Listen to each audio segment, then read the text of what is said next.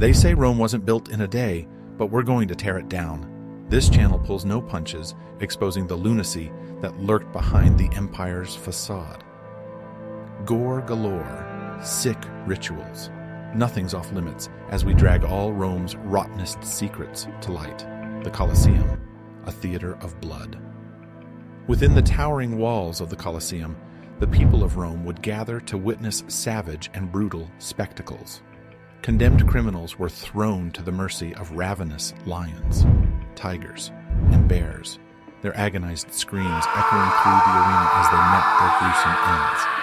But the true terror lay in the staging of mock battles and mythological reenactments, where prisoners of war and criminals were forced to fight to the death for the twisted amusement of the elite.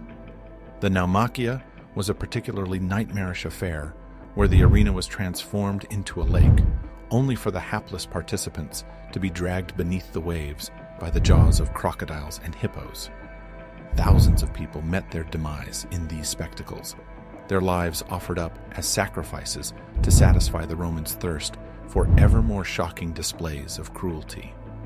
As the body count mounted, the demands of the elite only grew more twisted, pushing the boundaries of human depravity to unimaginable limits. The depraved decadence of the imperial court. The imperial palace of ancient Rome was a place of great darkness and depravity. The emperors who lived there indulged in the most twisted and horrific behaviors without any restraint. The notorious Caligula was one of the worst of them.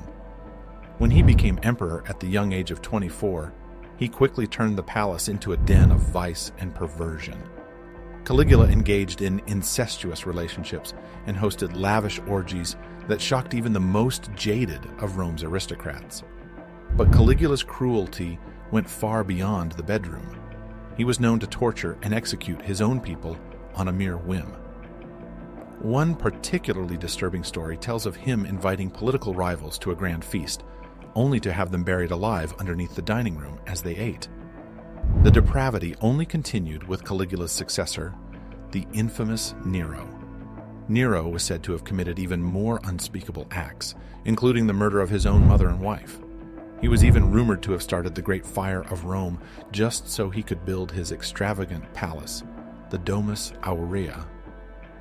As the sounds of suffering echoed through the gilded halls, the true horror was not just the brutality itself, but the realization that such monstrosities could be committed by those in power. The imperial palace had become a living nightmare, a testament to the darkest depths of human cruelty. The decline and fall of an empire. The once mighty Roman Empire had fallen into a nightmarish state. Corruption and excess had eaten away at its very foundations. The tyrannical emperors had caused the citizens to lose all faith in Roman rule. Years of oppression and heavy taxes had fueled a growing resentment among the people. When the Visigoths finally attacked the city of Rome, the results were horrific. The streets ran red with the blood of innocent people as the proud city was reduced to rubble.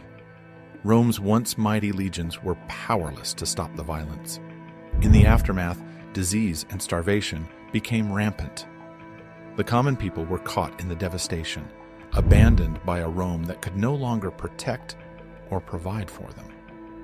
Within the crumbling empire, the once proud legions now fought amongst themselves.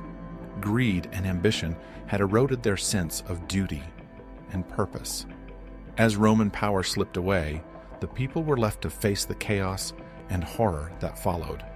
The decline of Rome was not just the fall of an empire, but a descent into a true nightmare. It showed the devastating consequences of unchecked corruption and how even the mightiest of civilizations can crumble. Be sure to subscribe and hit that bell icon so you don't miss out next time we go back to uncover even more insanity from the empire. Thanks so much for watching, everyone. See you next time for more debauchery, if you can handle it.